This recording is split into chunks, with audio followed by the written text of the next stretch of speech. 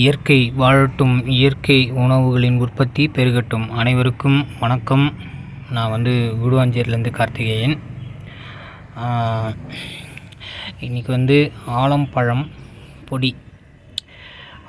பொடியை பற்றி பார்ப்போம். இது பொடி பண்ணி நான் உணவை நான் மக்களுக்கு, உலக மக்களுக்கு கொடுக்குறேன். ஆலம்பழம் பொடி பார்த்துங்க, எப்படி இருக்குன்னு பார்த்துங்க. இது பவுடராக பேக் பண்ணது. இதையே பார்த்துக்குங்க, பவுடராக பேக் பண்ணது.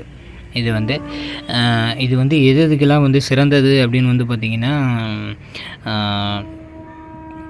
ஆண்களுடைய ஆண்மை பலம், அதாவது விதைகளை பலப்படுத்தக்கூடியது.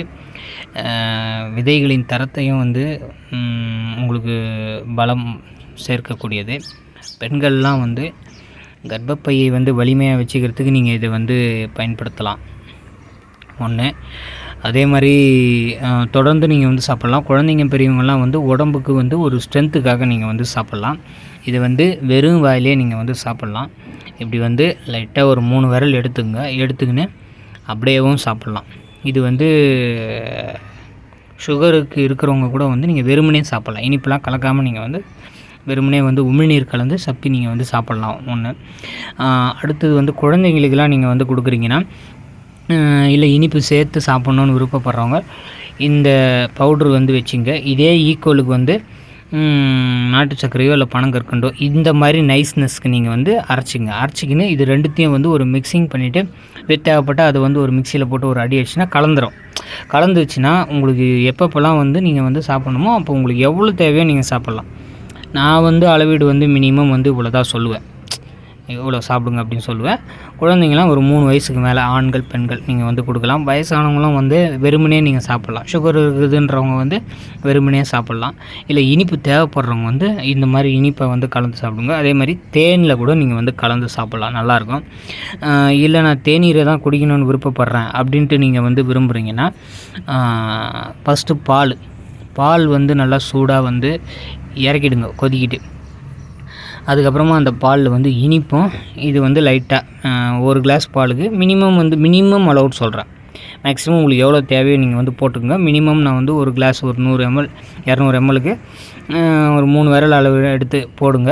உங்களுக்கு அதுக்கு மேலே உங்களுக்கு அதிகமாக போடணுன்னா கூட போட்டுக்கோங்க. இது சாப்பிட்லாம். இது அந்த இனிப்பு அதையும் போட்டு லாஸ்ட்டாக அந்த சூடான பாலை இறக்கிட்ட பிறகு நீங்கள் கலந்துக்குங்க.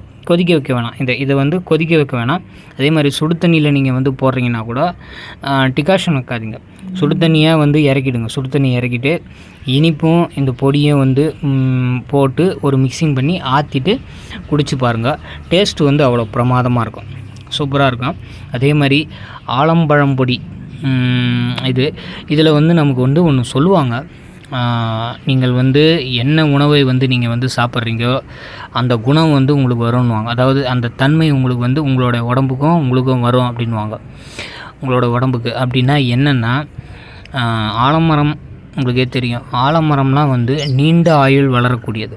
அப்போ அதனோட பழமை அதனோட பழத்தை நீங்கள் சாப்பிட்றீங்க. அதாவது அதனோட விதை, அந்த பழத்துக்குள்ளெலாம் விதை தான் இருக்குது. அதை நீங்கள் சாப்பிட்றீங்கன்னா அந்த ஆலமரத்தோடைய தன்மை உங்களுக்கும் வரும், உங்கள் உடம்புக்கும் வரும். அப்படின்னா என்னென்னா நீண்ட ஆயுள்.